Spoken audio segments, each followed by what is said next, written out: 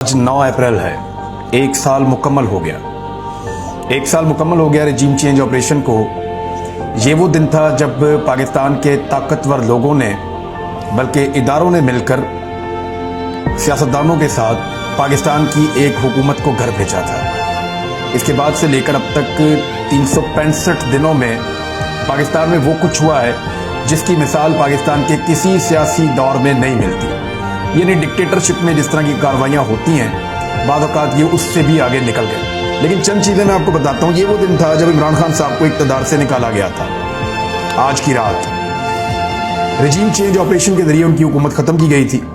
कैदियों वाली गाड़ियाँ वज़ीर आज़म हाउस के बाहर पहुँचा दी गई थी।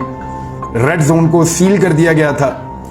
वज़ीर आज़म इमरान खान साहब थे, हुकूमत उनकी थी, वज़ीर दाखिला उनका था, सब कुछ उनके कंट्रोल में होना चाहिए था। लेकिन चीज़ें किसी और के कंट्रोल में चली गई थी। हर तरफ कंटेनर्स लगा दिए गए थे। रेड जोन को जाने वाले रास्ते बंद कर दिए गए थे।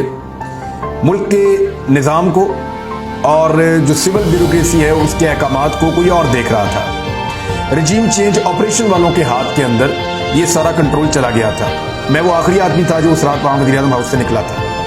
मैंने इमरान खान साहब को डायरी उठाकर जाते हुए देखा था और ये रिपोर्ट किया था कि जब वो आदमी वहाँ से जा रहा था मैंने उनके लोगों से पूछा, मैंने कहा ये सामान किधर है इमरान खान साहब का? साथियों में मेरे दिमाग में ये था कि ये ट्रक आके लगेगा, देखूंगा कौन सा सामान जाता है। तो मुझे जो जवाब देने वाला शख्स था उसने ये कहा कि इस वज़ीर आज़म हाउस में एक चप्पल भी नहीं है। ये लफ्ज़ उसने इस्तेमाल किया था और उसने कहा कि ये सिर्फ एक डायरी लेकर